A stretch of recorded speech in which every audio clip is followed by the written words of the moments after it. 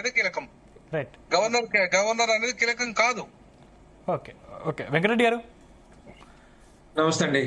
తమిళిసై గారు ఇప్పటికీ తమిళనాడు బీజేపీ నేతగానే ఉన్నారు. అంటే ఎమ్మెల్సీల విషయంలో పొలిటికల్ నిర్ణయం తీసుకున్నారనే విమర్శ మీ పార్టీ మీద ఉంది, ఏం చెప్తారు? అందరికీ నమస్కారం. ఇప్పుడు ఏదైతే సుప్రీంకోర్టు తీర్పు ఏదైతే ఇచ్చిందో ఈరోజు డెఫినెట్ గా అందరూ, ఎందుకంటే భారత రాజ్యాంగ ప్రకారం అన్ని పార్టీలు కానీ వ్యక్తులు కానీ ఎవరైనా కూడా కట్టుబడి ఉండాల్సిందే. దాంట్లో ఉన్న ఏంటి అనేది స్టడీ చేయాల్సిన బాధ్యత కూడా ఉంటుంది. ఆ రోజు ఎవరైతే దాసు శ్రవణ్ గాని కుర్ర సత్యనారాయణ గాని BRS party government elected government July 31 2023 రోజు నామినేషన్ కోసం రికమెండేషన్స్ పంపించారు. ఆ రోజు పంపించిన తర్వాత ఆల్మోస్ట్ ఒక సెప్టెంబర్ 25 వరకు అనుకుంటాను, 1.5 మంత్. సో తర్వాత ఏమైంది, దాంట్లో అక్కడ స్టడీ చేశాక వాళ్ళిద్దరు కూడా పొలిటికల్ బ్యాక్గ్రౌండ్స్ ఉన్నాయి.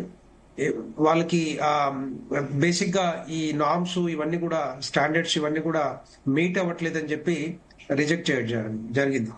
బేసిక్ గా చెప్పాలంటే గవర్నర్ కోటాలో ఎవరైనా ఎమ్మెల్సీలుగా నామినేట్ చేయాలంటే కొన్ని రూల్స్ ఉంటాయి మన భారత రాజ్యాంగం ప్రకారం.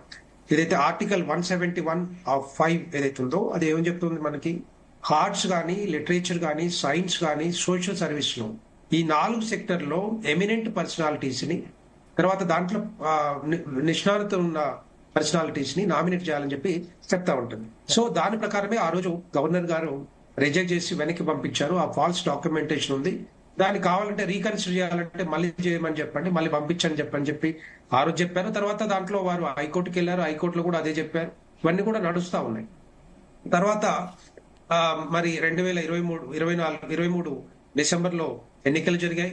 కాంగ్రెస్ గవర్నమెంట్ వచ్చిన తర్వాత అది మళ్ళీ వాళ్ళిద్దరు బదులు ఇంకొక ఇద్దరిని కాంగ్రెస్ తరఫున ఇద్దరు నామినేట్ చేయడం జరిగింది. ఆ ఇద్దరు కోదట్ రామ్ గారు కానీ లేకపోతే తర్వాత అమీర్ అలీ ఖాన్ కానీ, మళ్ళీ వీళ్ళిద్దరు కూడా పొలిటికల్ బ్యాక్గ్రౌండ్స్ ఉన్న వాళ్ళే. ఒకరు ఒక జనసమితికి తెలంగాణ జనసమితికి పార్టీ అధ్యక్షులు, ఇంకొకరు బిజినెస్ మ్యాన్, ఏది Siasat daily paper news paper owner. So అలాంటి వాళ్ళకి అంటే ఈ 4 ఫీల్డ్స్ లో వీళ్ళు నలుగురికి కూడా ఎక్కడ కూడా లేదు అని చెప్పి క్లారిటీ ఉంది.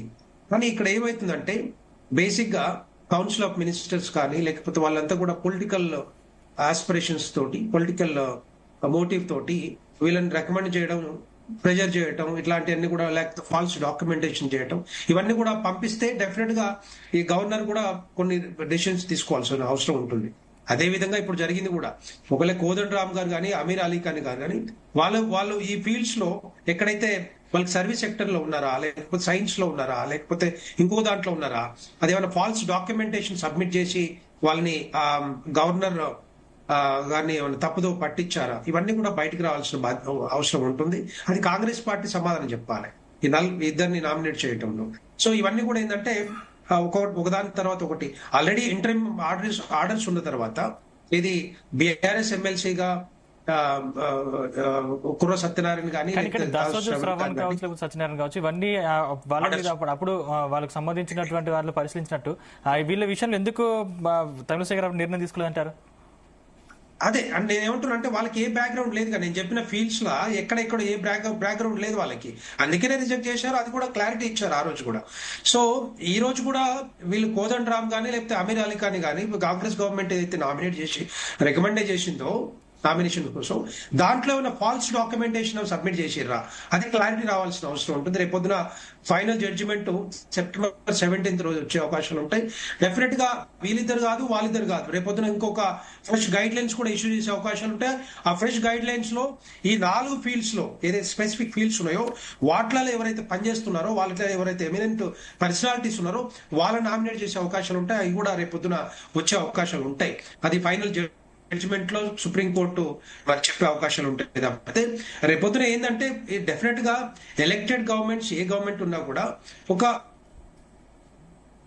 ప్రొసీజర్స్ కానీ రూల్స్ కానీ లేకపోతే ప్రాసెస్ కానీ డెఫినెట్ గా ఫాలో అవుతే ఆ రికమెండేషన్స్ పంపించే ముందే దాన్ని కొంత స్టడీ చేసి ఈ పర్సనాలిటీస్ ని పంపిస్తే రేపొద్దున పబ్లిక్ కి ఒక సర్వీస్ చేసే అవకాశాలు ఉంటాయని ఆలోచనతో పంపిస్తే డెఫినెట్ గా అది ఇట్లాంటి ఇష్యూస్ వచ్చే అవకాశాలు ఉండవు.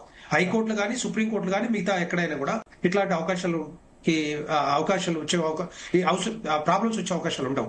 కానీ ఏమైతుందంటే elected governments, council of ministers ఇక పొలిటికల్ మోటివ్ తోటి వీళ్ళని చేయాలి, ఎట్టి పరిస్థితులు వీళ్ళని ఎమ్మెల్యే చేయాలని ఆలోచనతో చేస్తే మాత్రం రేపొద్దున ఇష్యూస్ ఇట్లాగే వచ్చే అవకాశాలు. రైట్. లలితారెడ్డి గారు. ఎస్